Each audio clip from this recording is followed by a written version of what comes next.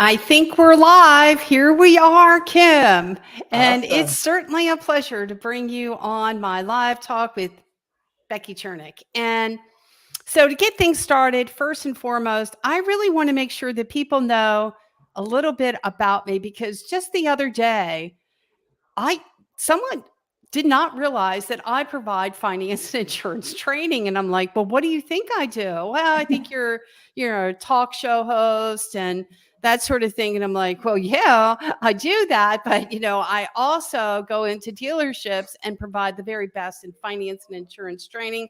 Thus, you bringing the best in the industry on so our dealers can learn up a different strategies, techniques that really can help to make a greater impact. But I've been providing the very best in finance and insurance training since, oh my God, I founded my company in 2001. And, I didn't stop from there. I've been all over the USA and Canada. In fact, this is where I found Kim. So Kim will talk to you about where she's from and what she has been through, because not only did she start in Canada, I believe where you live now is Nova Scotia. And boy, let me tell you, you have definitely been a disruptor in Canada. That's for darn sure. So we're going to talk through what you have been up to, your experience here in the States, and how that whole dynamic, is changing as far as subprime, goes. And, are we going to see a pickup in subprime credit over the next couple months to the end of the year? What are your thoughts there? So anyway, guys, I do think that I provide the very best when it comes to F&I training and providing the best for our dealers. So that being said, also, I want to make sure that I have an upcoming webinar for you F&I beginners that really want to know everything that there is to know about what goes on in F&I. So you make sure you check that webinar out, and that's going to be on May 5th. It is from 1 p.m. Eastern Standard Time to 2 p.m. So hopefully you can make it and be there. And if you need directions, just let me know. Okay, Kim, it's up to you. If my you will, goodness. tell everyone, viewers and dealers or whoever's attending here, what you do and how you do it. Well, first, thank you, Becky, for having me on. I've been watching you on LinkedIn and tuned in a couple times, and yeah, I'm always seeing all the really great guests you've got on. So it's a pleasure to be asked, and hopefully I can bring something to the table today. Well, So where do things start with me? 1996, I started selling Toyotas at a big franchise auto group here in Nova Scotia. I was at the ripe age of 19, if you can imagine. whoa. I said to mom and dad, I'm quitting university. I'm going to sell cars. Oh, yeah, that went over well. I remember those days. That didn't go over so well for me. I ended up going back later and finishing my degree, but yeah, that was a testy time. But good thing they didn't give me too much flack for getting out there and trying some new things. And so yeah, that's my first experience in auto was in the franchise world. I was very well trained, so I was lucky from that aspect. It was a company actually out of Boston called APB. I don't know if they. Well, you guys remember APB in Boston? Yeah, yeah. And let me think now. Tom Stuker in phone training. Tom Stuker. We know Tom Stuker. I know Tom Stuker. Yeah. Some may not know Tom Stuker, but he was famous. Yeah, he had that show for a while. Remember with He wore Tom cowboy hat. Stuker, boy, let me tell you something. He is freaking famous. So Yeah, you got and some you know good what? training there. The funny thing is that, well, it's not really funny. It's great. My training with Tom Stuker actually spilt into a lot of the stuff that we brought into non-prime when we started to investigate, okay, how are we going to handle the non-prime customer?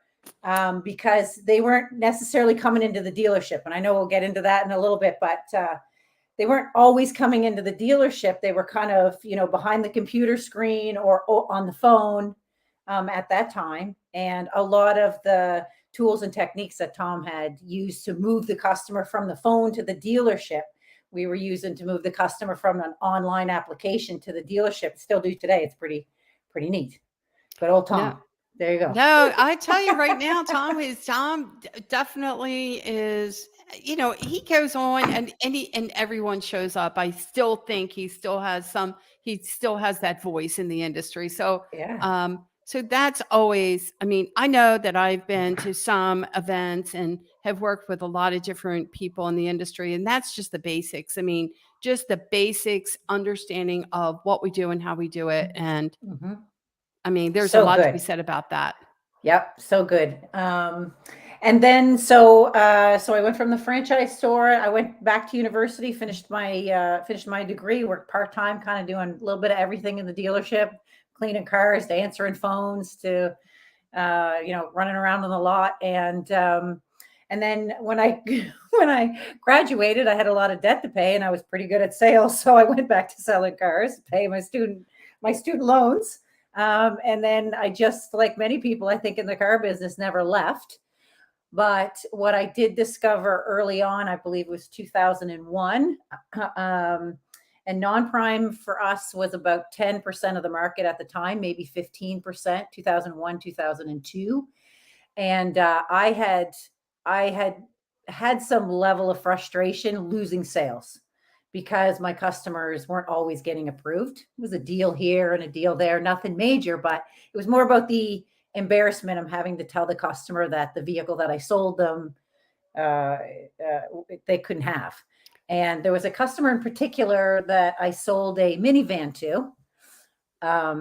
And he showed up on Saturday, moved his family into the van. I moved all of his stuff over, and we're waiting for finance to call him in to sign his documents. And I hear over the loudspeaker, Kim to the finance office. So I go, and she says, your customer's not approved. You're going to have to send them home. And I'm like, oh, hell no. I'm not doing that. No. You're going to do it this time. We had a big, we got into it, her and I, because I was just done. His family was all there and excited. And this is a grown man. So I go out and have to say, like, unfortunately, the deal, the contract is not approved. So we're like, and I'm moving his stuff back into his old van. So I just said, I'm done. Like, I'm done trying to figure out how to make this process work. Why can't we, when there's some indication that somebody may have some problems around budget or credit, or there's got to be a different way that we can approach the process. And that's when I started thinking about it. I thought it was going to be as a training company, which I did do eventually, but my first move was to open an event marketing company. I had been in the US and I had seen a couple of the big super sales, big, guerrilla events. And I was like, oh, this looks like pretty neat. And then we had one in Canada, and it was just like so exciting. But what it ended up drawing in these used car events was a lot of non-prime customers. So I was able to really put my hands on experimenting with a process that was professional, ethical, that the customer felt good about, but at the same time made money. If I was going to pitch it to dealers that we could do these events, then I needed to be able to formulate some kind of process that we knew cars would be sold, money would be made, and we could basically separate at the time, way back then. So this is 2005. We could kind of separate like the old days of non-prime, right? The non-prime customers went this way and they stayed out of the new car stores. So we provided that outlet. We did the sales, we did the marketing, we took the tent out offsite, and a lot of non-prime customers were attracted to those events.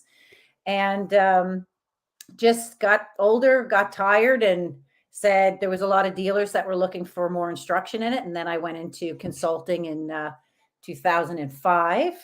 And have been there ever since, up until the last, and still am to a degree now. But then I opened up Buy It Smart almost 3 years ago now, and we predominantly focus on helping a customer with less than perfect credit, and we match them to vehicles predominantly online. Most of our business is done online with delivery to our customer's door.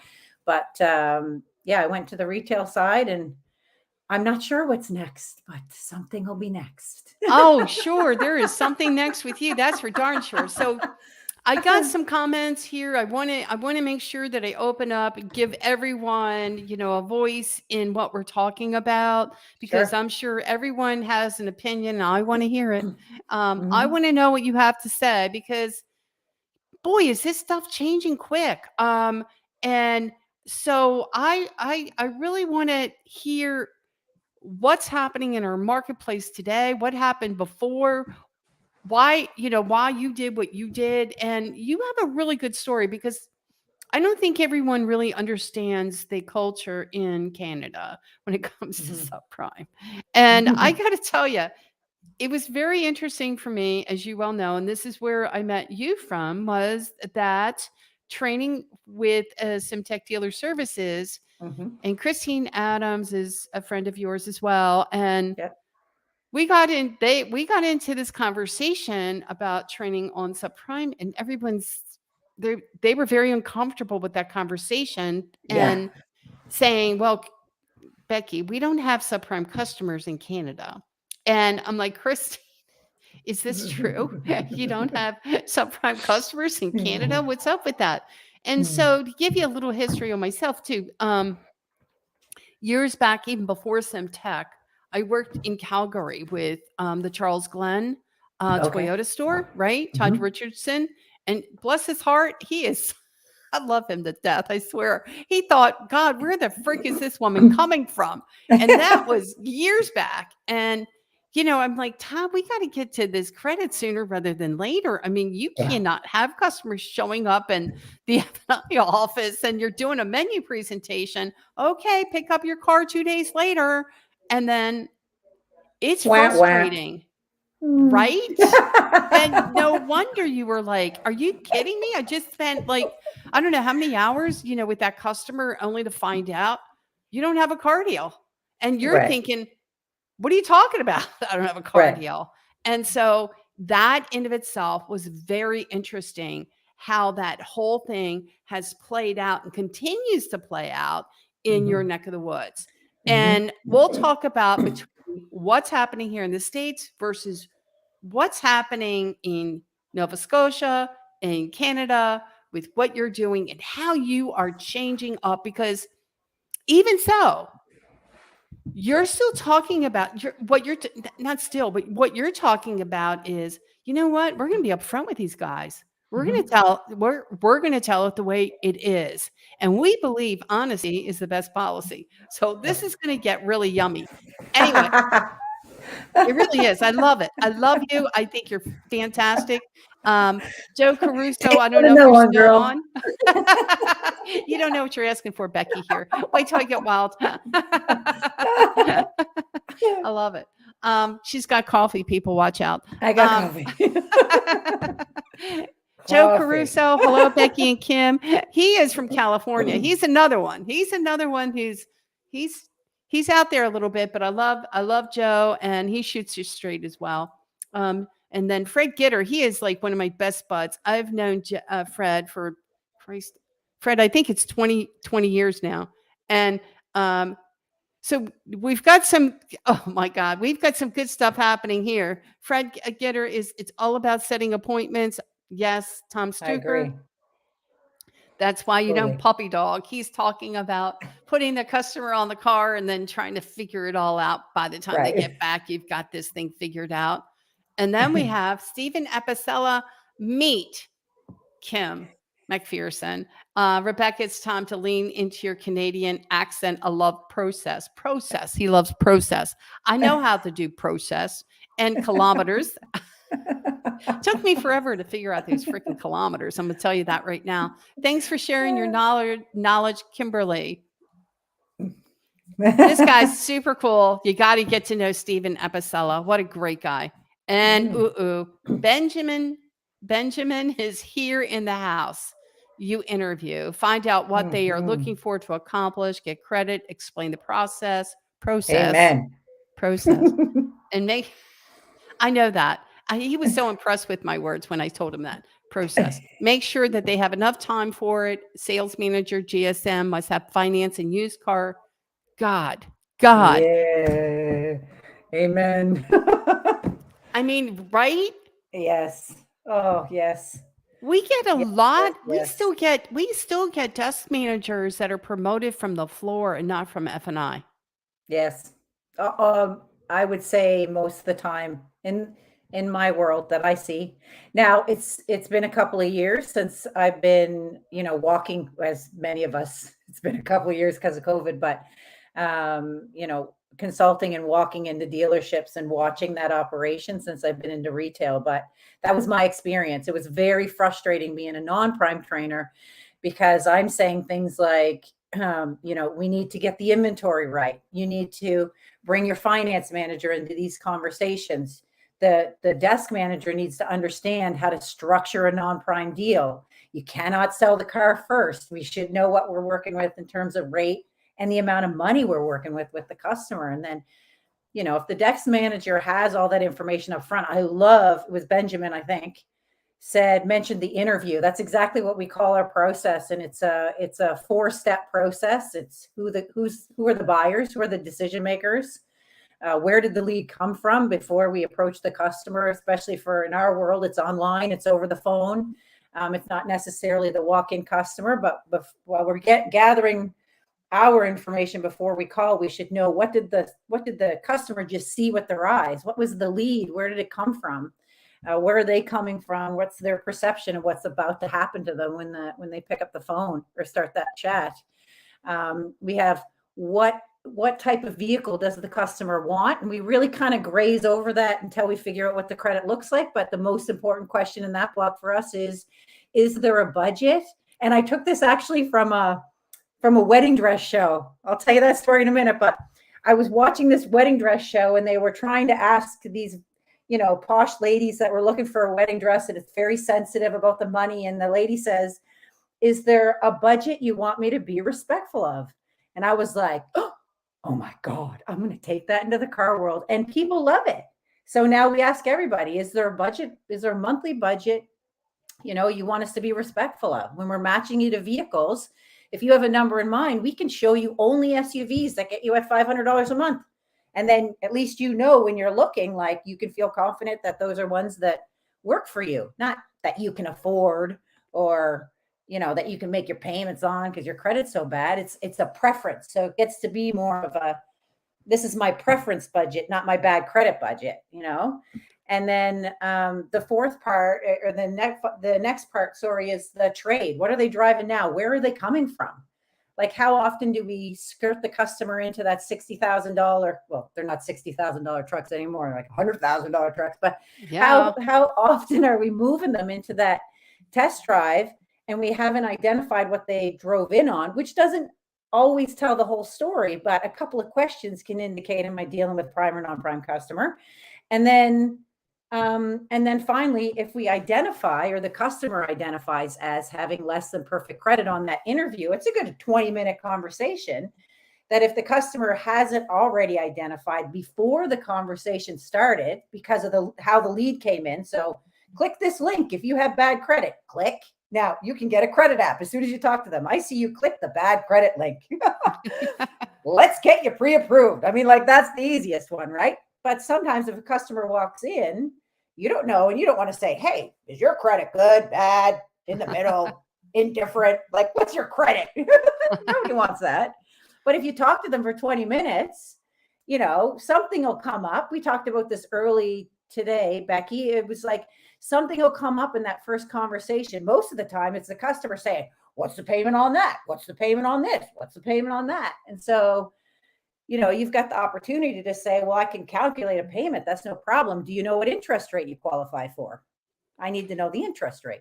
So And here's the then, thing. So let me ask you a question. We've got some conversations going on over here. So I'm trying to kind of sift through as you talk through this. And again, keeping in mind, we are talking from Canada, Nova Scotia, if you will, to here in the States.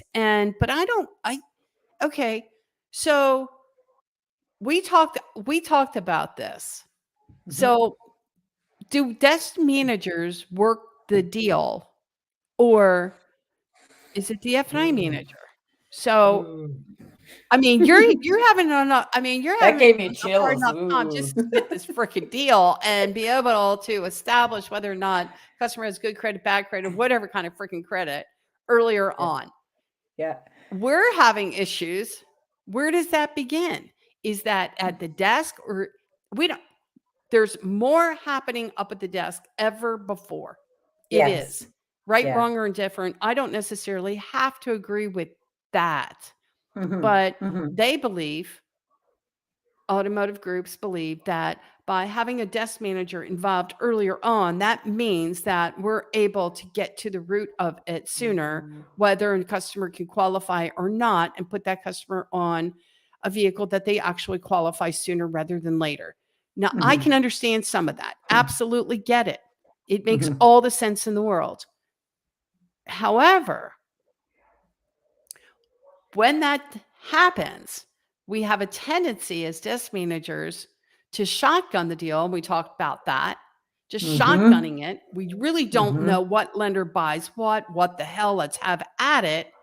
Mhm. And then we back into an approval. And this is where we have this disconnect right Mhm. there between the Yeah. desk and F&I. And so that's the battle. How do Mhm. we do this? Yeah. I mean, I can just speak from my experience in that, You're welcome, Fred. um, in that a desk manager in my world that would be working non-prime would have some F&I experience, if not a lot. Maybe they're coming from F&I, but if they're coming from the sales floor, they need to have some. And that experience could be that we work as a team, and I trust you, my finance producer, to be able to give me the information that I need to be able to manage my salespeople before this deal gets to the finance office. So for me, I'm not strong in finance. My front, or sorry, I was going to say front end. My strength is in the front end of the sale. It's in closing the deal. It's in the relationship with the customer, and also coaching that process. And I'm a firm believer, but get a lot of pushback as a consultant when I go into a franchise store and I say the answer to your non-prime problem. So wasting time, your finance manager, your sales team, and your desk manager wasting all this time to sell a vehicle that it goes back to the finance office, and you've either shotgun it all around the planet and we can do nothing for this customer because you messed with it too bad, or it gets back there and we just wasted all that time and the customer's decline, or it gets back there and the poor F&I manager who's now got to do all the work has to pull out all of their product or doesn't have any more room to sell any product. But if everybody, got together, and how we do it is this interview sheet is key. It is like I've said this many times going into dealership, this interview sheet where we find who are the decision makers, what's the client's budget, what are they trading in, do they owe any money on it, where is it being financed right now, and then what is the income and the credit look like. If we get that information off to even an inexperienced desk manager, in my opinion, who has a strong FSM, then an experienced sales manager who happens to lean on that end, like myself, I look at that interview sheet and I go, boom, I got $10,000 of negative equity. The guy's currently at 20% interest. He's been on the job for 1 month, and his wife's sitting there, but we didn't ask any information from the wife. So as a desk manager, How many I'm going to times take does that happen? all the time, I know. because we don't want to train our salespeople. But the point is that I can take this piece of paper, go to my finance manager, do it myself, print off the credit bureau, and have 2 people talk about it. I don't know why we don't rely on each other more. Let me use your skill. I use my FSM every day. I'm like, tell me what we got here. Where is this going to get done? And she'll go, well, we're probably going to get an approval here, here, and here, Kim. But she can't tell me what the rate's going to be. She's not going to tell me exactly what my pre-approval is, but she's going to be able to say it's not prime and it's not the worst. And so it's probably going to be one of these 4 lenders. And I'm going to go, okay, I agree with you. Let's send it to those 4 lenders, get our best approval. When you get that money back, tell me. I'll have the customer wait, and then we'll show them cars that match the best approval that comes through. Instead So, of this other, I don't know, busyness. I don't know what happens everywhere else. To me, that's logical sense. But I've done everything else wrong first for like 10 years. well, no, I think you lead up to, where you're at, right? I mean, you made the best of it. I mean, I know what it was like. It was like everybody thought I had 10. I don't know what it is about me. I think everybody thinks I have 10 heads. Or like, where is this woman coming from? What is up with her? We Yeah. don't do that kind of stuff. And I'm like, how do you not do that Yeah. different? How do you wait until this customer makes their way into this F&I office? And ironically, in this case scenario, just what you know it, this Mhm. customer had a BK on their record, and then I'm watching the F&I person trying to explain a BK they knew nothing about. How are you going to explain away a BK you know nothing about? You're kind of dead in the water. It's like you Yeah. got that deer in the headlight look, and you're like, how the frick do I know? I And mean, then it becomes a conversation about then the poor F&I manager sitting there feeling like they're failing. And now they're not failing like if 10 deals come through, this is certainly for us. If the process is not done right and 10 deals come through, 4 of them are going to be a knockdown. No good. No good in that maybe they're not all declined, but they're all going to have an issue where the finance manager is going to look bad. They're not starting the relationship right. It's like, oh, I know you. They told you 350, but it's actually we 450. still have that. That's called a box close. So, we still have some of this stuff happening where these deals are getting submitted at the desk, right? Yes. Yep. And okay, well, the customer kind of thought that they were on 250 payment. Well, they're Mm-hmm. just lucky that they got bought. So we're at 350. Go ahead and kind of share the news with them, would you? Right. And that deal makes its way into F&I, and F&I is responsible to go ahead and pick up the payment plus, Yeah. right, bump the Yeah. payment and sell products while we're at And it. sell product. Yeah, if they got money left. Or what's wrong with you? You can't get money down for a warranty from this guy who only could afford 350 and now you just shamed him into 4. Let's be frank. I was a closer for years and I'm telling you, it's never like, "Oh, what do you guys feel like? Are you interested in paying an extra $100 a month?" No, it's like your credit's bad. Let's take a look at your credit together. See where you didn't pay this guy and you didn't pay that guy. And that's bad. And so you're going to be punished. Well, you know what? There's a lot of people still doing That's this credit interview where, in fact, they pick up on some of the blemishes because they have to live the payment because the yes. desk didn't go. The desk, hey, I got you have desk managers who don't close on the payment necessarily. So, and I'm like, that's up to F&I. I left it wide open for you. Oh, thanks a lot. I'm glad you left Yeah. it wide open for me. And Yeah. meanwhile, the customer wanted to be at 250 and they're holding a $5,000 back front end deal. I'm like, but I Right. left it open for you, Beck. No problem there. And I'm not picking up so much on sales managers. I'm just saying that we have got to realize that there's a lot of friction going on here, Yeah. a lot Yeah. of I think, control. yeah. And I think in fairness, we think, or the industry has thought for so long that there's only one way to sell a vehicle: car first, get them emotional, and then, and then we'll figure it out after. It's always been okay. Like I say, just be truthful. It's God. it's really working for me. I know people are like, pardon me, you got any track lines for that be truthful thing you're talking about? I'm like, yeah, just tell the truth. You're good. So if the customer is saying, and actually I pulled this from, because as we were talking earlier about the story still being important, it certainly is in Canada to the bank. The score isn't everything. It's certainly about the story that what they see on the credit bureau, and the story that the customer has to tell can have some impact, certainly on rate breaks, term extensions, getting a little nudge here, maybe convincing another bank that they need to step up and do a little bit better. And it was my finance training I did at Jimmy Moran and Associates years back, like 2005, I think. I went I went and did some training with them, and they had this because I guess in the States you guys can JM&A, Jim negotiate. Moran and Associates. Yeah, Jimmy. what did I say? Jimmy Moran and Associates, JM&A. What did I say? JM&A, or Jim. That's okay. Call him Jimmy. It was I awesome. actually like it. Jimmy.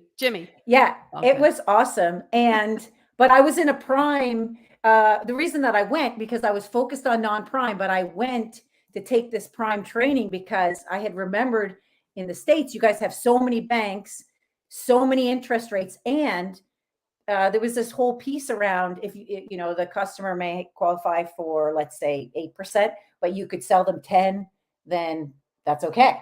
Yeah. Well, that's not the way it is in Canada. The rate is what the rate is. We got to point, we can do a dealer rate. We can point here, point there, but there's not a whole lot of, we can't upsell the rate. So no rate participation.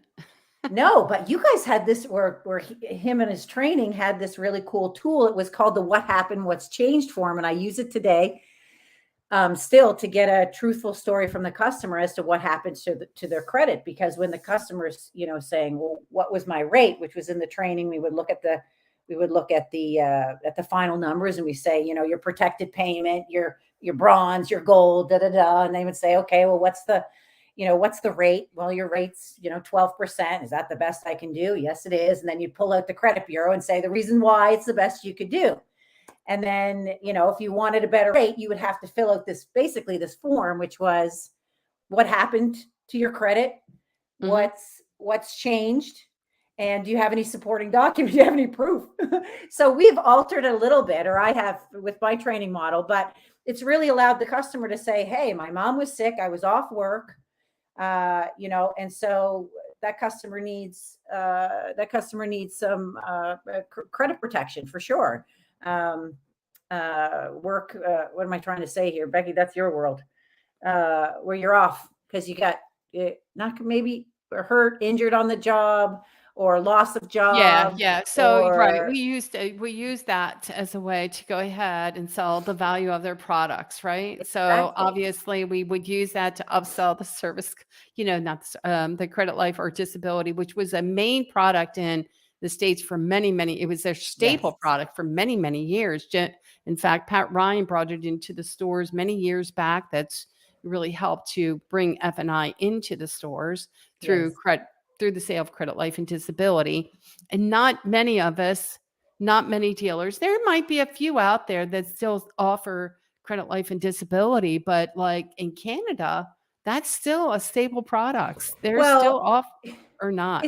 Especially in non-prime, because what happened traditionally in non-prime, if you sold the car first, there was never any room for any product. And what we were discovering is that this is the client that needs the product the most.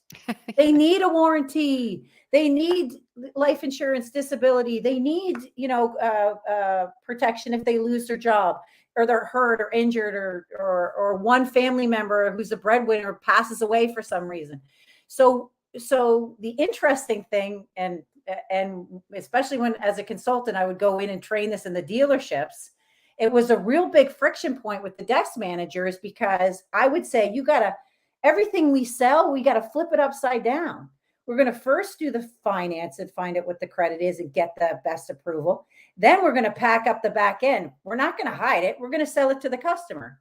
No matter what you buy, Mr. Customer, while they're interviewing with the finance manager before they take a look at a vehicle, let's sell them the product then.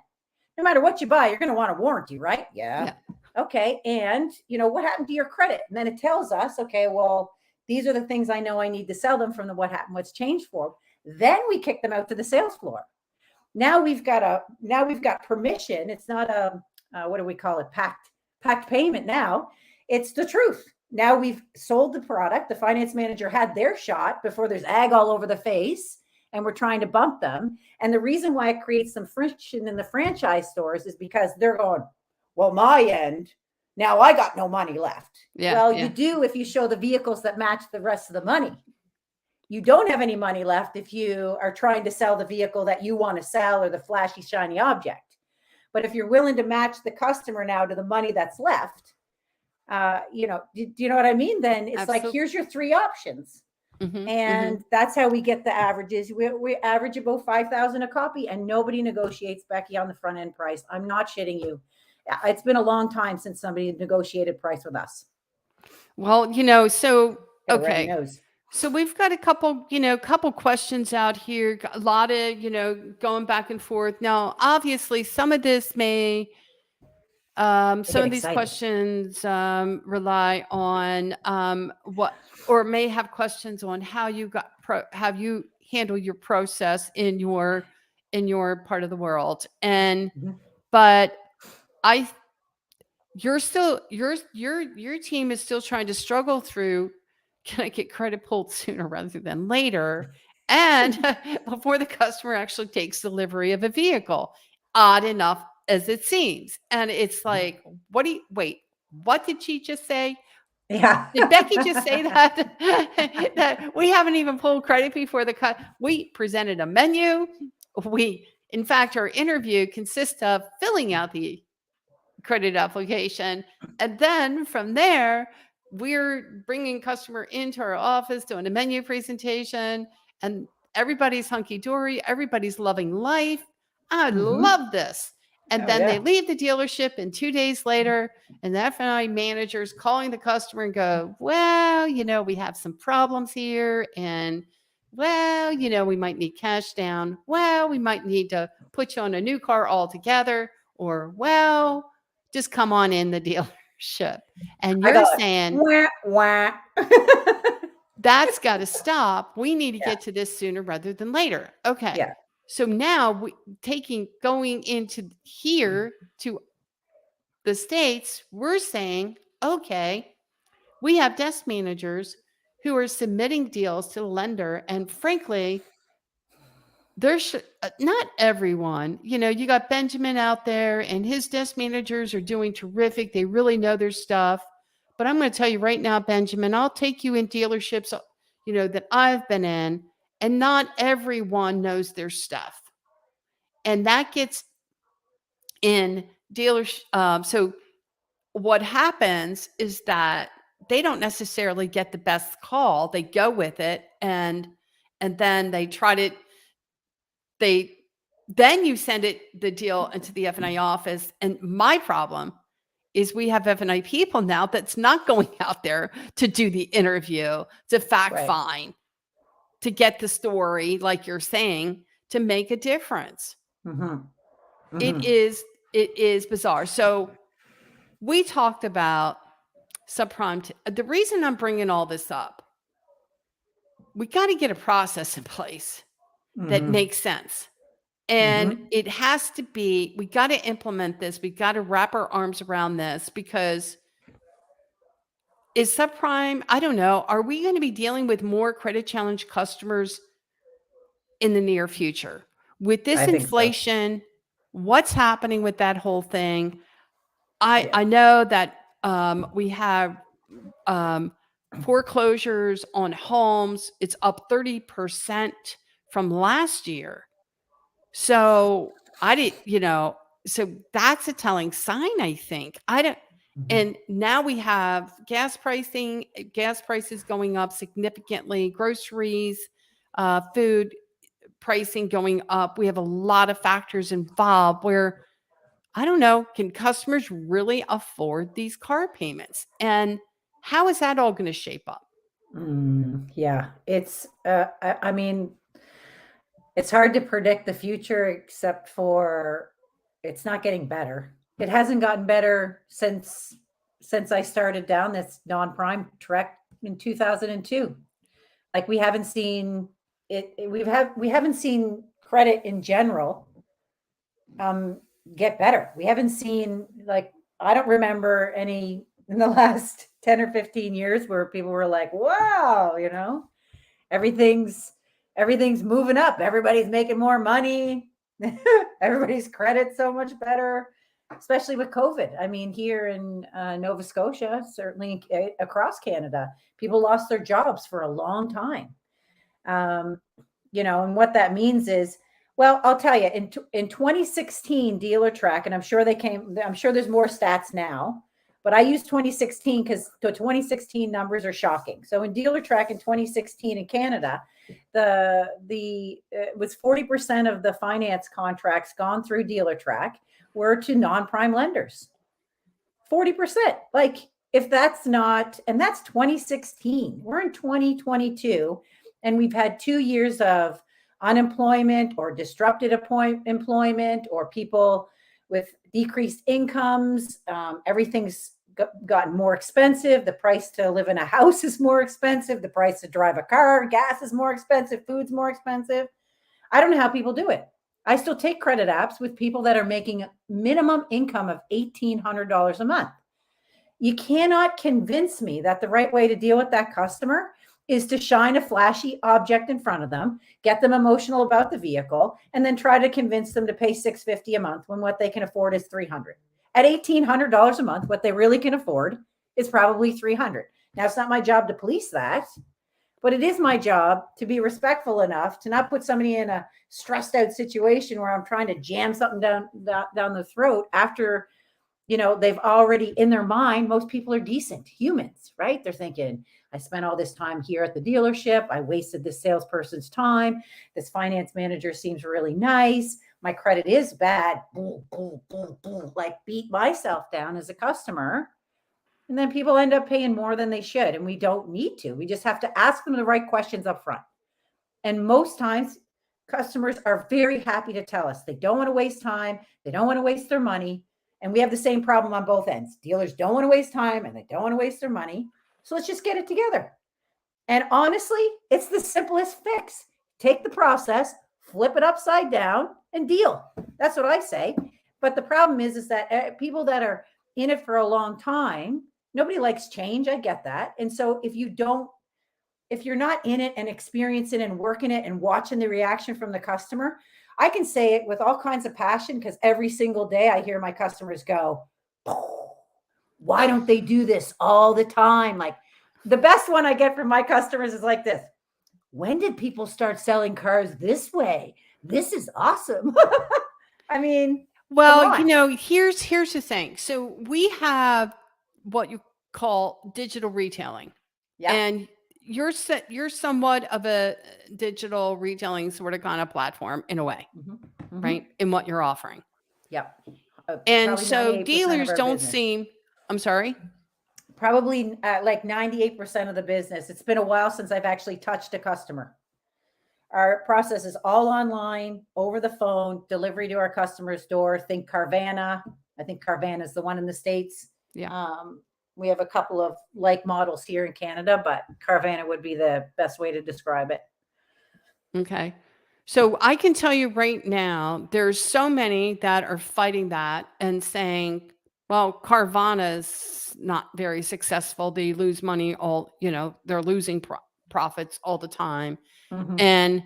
But yet there is a model out there, right, wrong, or indifferent, and that customers can find their way to these online providers and they get information straight up, or they feel it's straight up, and it's based off of what they can actually get approved for based on their true credit criteria. It's not based off of a idea of what I think my FICO score is. It is, they go through the digital journey and into a actually, I guess they do a hard inquiry to other lending options that would be available to the customer, similar to even what WebBuy does, and but and some others as well, AutoFi. So here's the conversation I had in Clubhouse, and I'm not going to mention names, even though Larry probably isn't on this one. So it's all about, it was okay that prime customers can get through that digital journey and finalize whatever that they want to finalize and pick up the vehicle for delivery, and that's all going to work. But you can't do this with subprime customers. It's not going to happen. We're going to wait. We're going to give them enough information, but get them in the dealership. Let's let's put this whole thing together. So it's hard for some of these guys to wrap their head around the fact that you're doing subprime customers completely online. Oh That yeah. is like unheard. Well, to be debated. Yeah, Apparently. and we've been doing it. So I wish today we would call it a screenshot or just somehow, but anyways, in 2003, 2004, when I started my event marketing company and we did super sales, on the Thank direct you, mail Fred. pieces. Sorry. He said you were outstanding. I didn't want to miss him. Thank you, Fred. I'm glad you were in here tonight. I always appreciate you. You're good people. Thank you, Fred. We had, the old days of the flyers, the threefold flyers, they go in the mail.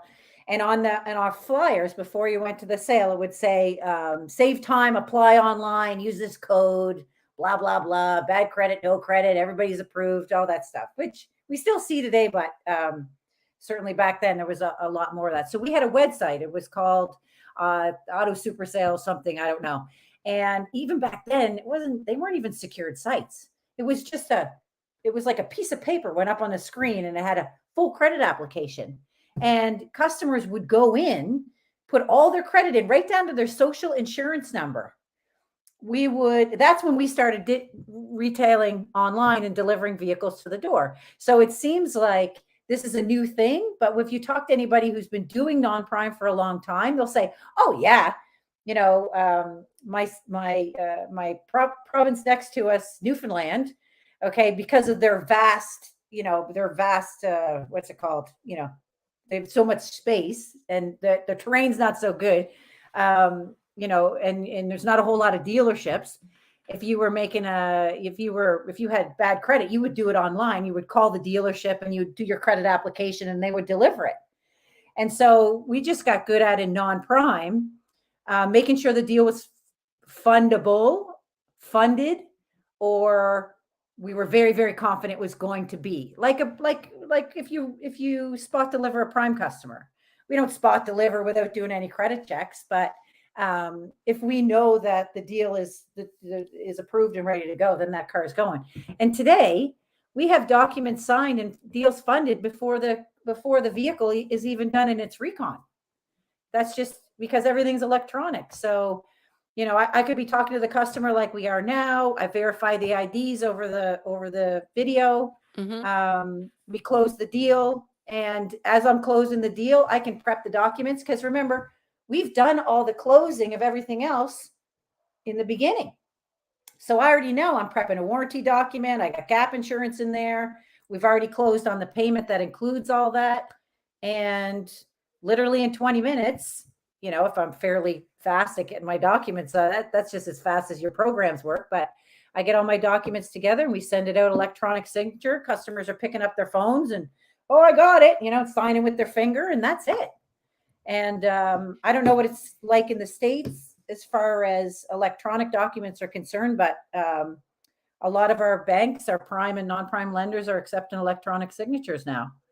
And then some are allowing electronic signatures. Many still don't allow it in. So it just really kind of depends on that. And then, of course, we have the e-contracting through DealerTrack and Route One.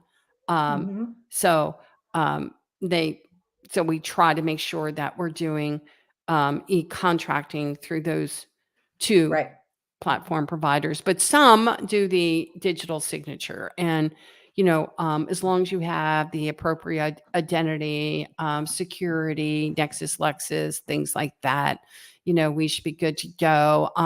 Like credit unions will also allow for the actual digital signature, which can be a huge lifesaver in many cases, especially, if we forget this signature or that, to be able to do a remote signature to get these deals approved faster or just not approved faster, funded faster is ideal. But I think what ends up happening a lot of times is that, especially when it gets to the subprime piece of it, here's Benjamin, and he talks about, but customers do not how to fill out a credit application. They don't have to. Yeah. We do it still. The finance manager does it, ultimately, but we get enough information. A sales professional, or what we call our people agents. They when they're talking to the customer the first time in the interview are getting enough that we can pull a soft bureau and at least determine, am I dealing with a prime customer or am I dealing with a, very bad credit or somewhere in the middle? Yeah. And then we need a proper FSM to go in there.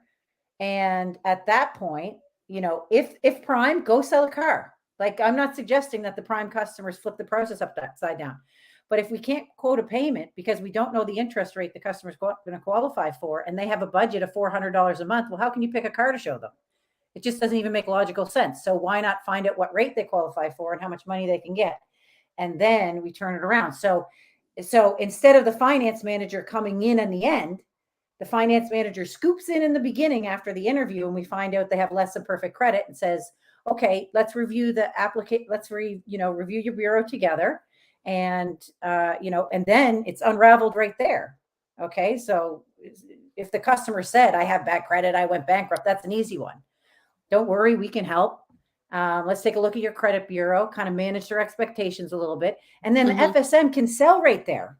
They're going to do the credit application where we sell product and ask for the what happened, what's changed for them. So they get the whole, like, from an FSM's perspective. Yeah. Yeah. Once we get the dealer trained up, the FSMs are like, oh my God, this is going to be awesome because I get to get, for the first time in the sale, I get to be the one that gets to get my money first. And then you guys have to figure out what car measures up, what's left, right? See, in the traditional process, it's different. The FSM is left with, okay, how much money is left? How much can I sell at this point? Because you've already eaten up all my payment. And yes, we can, a good desk manager is going to leave that room, leave that leg. I get that. But in Canada, they're squashing that pretty bad too. We're not really allowed to pack payments, and we get our knuckles wrapped for that. So I just said, fine, we won't pack it. We'll tell the customer, you want warranty, you want gap insurance. Let me tell you why you need all these things. Because based on what you just told me, that's why your credit's bad, dude. Well, I think that we're not supposed to be packing payments here either. I think that that's like not to do, but we probably have some wiggle room in that payment, if you will. Right. But I guess the way I'm seeing this is that I see in what you're doing in Canada and how you're taking it, and just, I mean, that is what I guess a lot of these car people here would not realize. That is a huge disruptor. It's like, oh my God, this woman is out of her mind and what she's doing to our industry. And I've been called some choice words. I can imagine. Because I tell you, when I was there, it was like these guys were freaking out. They're like, Beck, we don't have subprime credit here. It just doesn't happen. I'm like, are you kidding me? Where are they all going? Are they hiding under a rock or what? I know.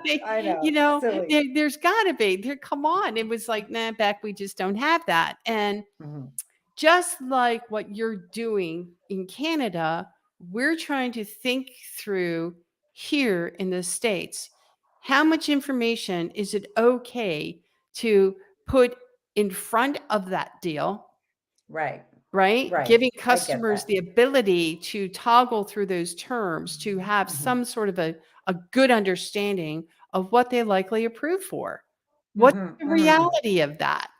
And it's very difficult for them to give up the control. I'm just telling you, that is what's happening. So they're like, Becky, shut up. You have no idea what you're talking about. We're protecting the golden goose here. I get it. But maybe, just by getting involved sooner, giving customers more information earlier on, just like you said, get a little upfront with it. You might be surprised what happens and the impact that you get from just being upfront. And it's hard for these guys.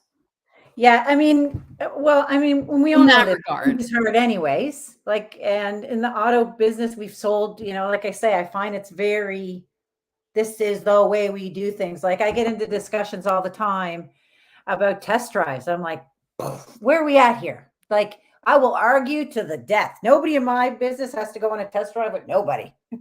I've been stolen. Okay. I've been groped. I've been on real dangerous situations. And guess what? It didn't like there's no reason, that's what insurance is for. You're gonna go crazy and smash up the vehicle. You're gonna do it without one of my salespeople in the vehicle. Now, that's just one subject matter that I could get into heated debates on over and over again, because we just are like, no, customers must drive, da da da da da. And I'm like, well, I do the whole process and literally get Keith, the delivery guy, okay, Yeah. to hand over the keys. That thank you very much with his vest on. He gets in their trade and he drives away. And there was no test drive. I mean, the world is different. We got to listen to the customer more. And I think you are 100% right. And this is something that I'm just I'd like to be right. learning. Well, I'm not. It's something that I'm discovering that I kind of knew from like sales of sales. People want to buy people that don't. They're not buying a product. They're buying a solution to a problem, and they want a relationship with somebody that they like, that they can trust, and then they'll do business with them. We all know that. If you've been in sales a second, you know that.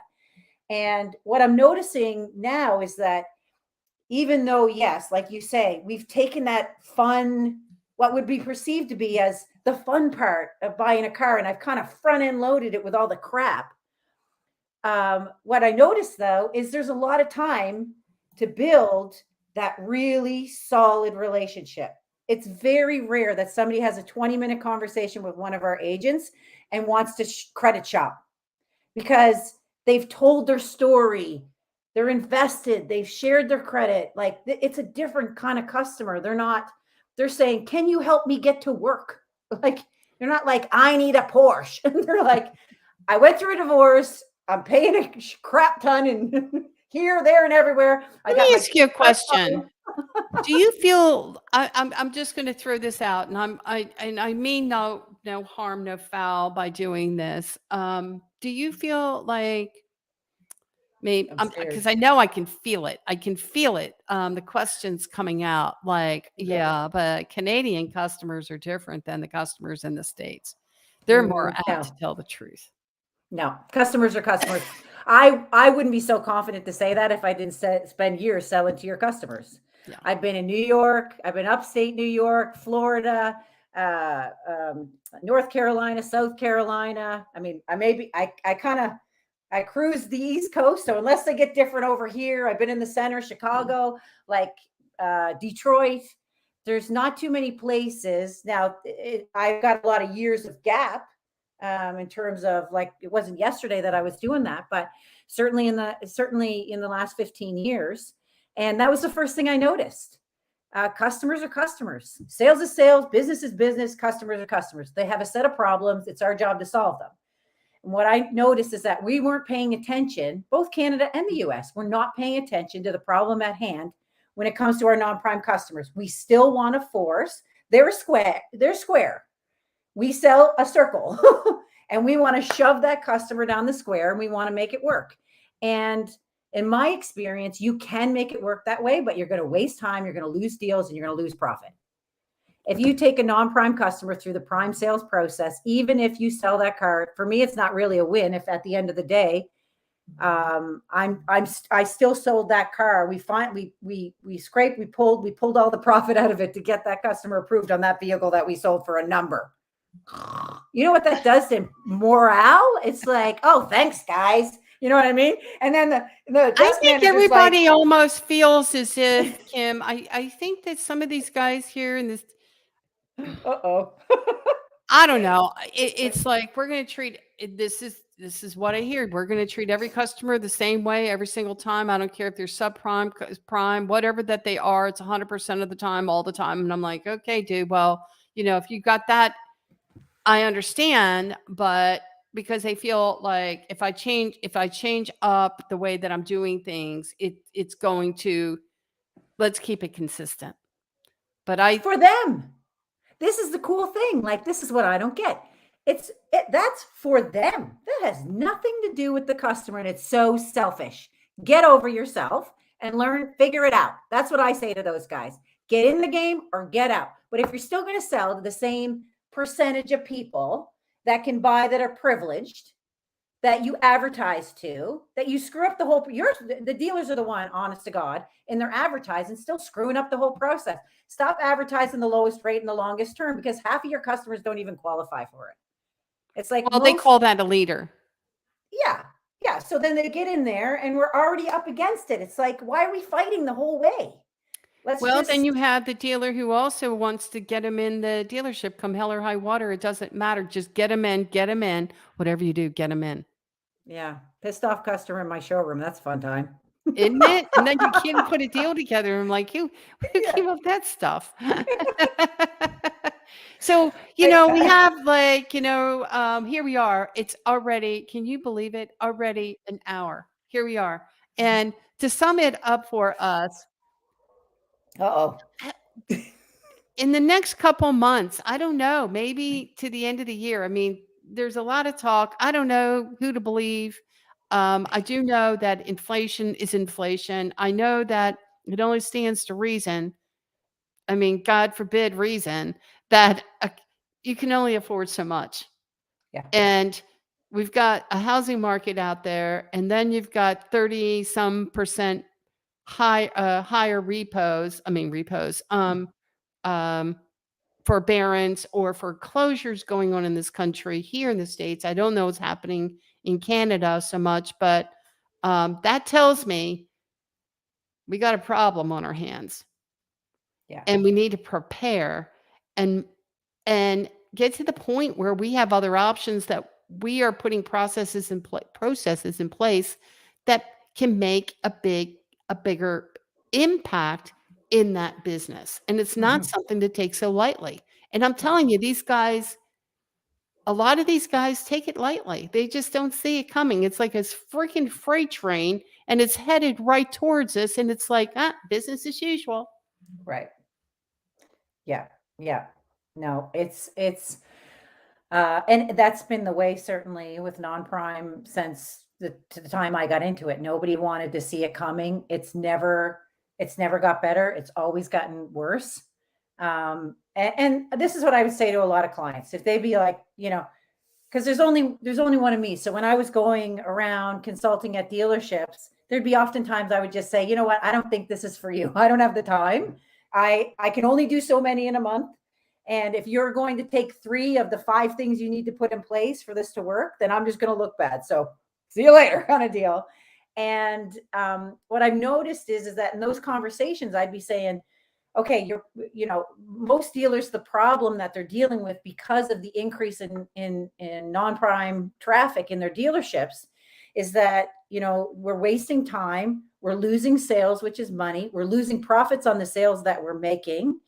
And so if those are the problems, then, then what you're doing, if the problem is continuing to get worse, then maybe it's time to open up to the possibility that there's another way that we can, approach this. And, when I was a youngster and I was looking at what was I going to do in life, and I was looking at these people that own businesses and stuff like that, and I can't remember where it was that I read this or heard this or something, but it made sense and it stuck with me. And somebody said something like, if you were going to open up a burger joint, what would you copy?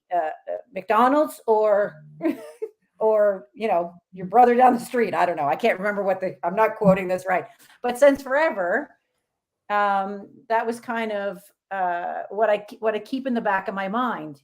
And I'm not saying I have it all figured out. I don't. I've probably just been doing it long enough and have made every single mistake you can possibly make. And so I have a lot of conviction behind what I'm doing now because it's working. But why would you say it's not going to work unless you either follow somebody who's doing it, find somebody, another dealer, probably an independent dealer who's being really successful in non-prime, who's, selling a lot of vehicles. What are they doing? Look at their profits. Look at the process. Even partner to some degree with another, so that at least you can send the deals that way. If you don't want them, send them. Well, I feel like, okay, guys, we're working every single deal we possibly can. We are maximizing every opportunity because we don't have as much inventory. New car sales are down. We have to make it up in pre-owned sales. And, to skip over all this business, I don't know who's so freaking successful. And that's the half the battle right there, because a lot of these guys are probably more successful with less, and their head is in the sand until until the used car market softens and something else happens, and every deal will matter, and they'll have to figure out, hey, we need to put a process in place that makes sense, that we can't skip over this, that we have to be able to adjudicate every single transaction to make sure that we're maximizing every opportunity and quit doing stupid stuff. I mean, And you cut know it what? out. One more thing that sounds really simple, but my customers really get it when I explain it this way. So I'm like a mortgage broker. If you were going to go buy a house, you would go see a mortgage broker first. With the way prices of cars are going, the limited amount of inventory we've got, you could explain it that way and it makes sense to a customer right away. So what I do, as soon as we uncover that the customer has less than perfect credit or questions around budget or anything, why don't we do this, Mr. Customer? I act just like a mortgage broker. My job is to get you your best approval, save you the most amount of money that I can up front. Then I'm going to take that money and I'm going to turn into a real estate agent. And we're going to walk around the lot and I'm going to show you the vehicles that match the bank's approval, so that what you're looking at, you can get approved for in your desired budget. Does that sound good? And most customers are like, oh, the stress level is just like, if everyone would God. understand, when they go to watch this, how completely different. I mean, what you're trying to achieve versus, well, we're already doing that. Well, maybe you are, maybe you're not, and that you're missing some steps here. Oh, by the way, we're already doing this. Whereas in your case, it is new, and it's like unheard of. Oh my gosh, are we going to predetermine this customer based off of what lender they can actually qualify for before we put that customer on that car? And it's like unheard of, right? And here's the question: why wouldn't you? What are they afraid of? It's what the customer wants. I don't do it like trying to shove it down the customer's throat. I ask It just makes questions and sense. they come to it themselves. Yeah, it I'm makes just like, sense.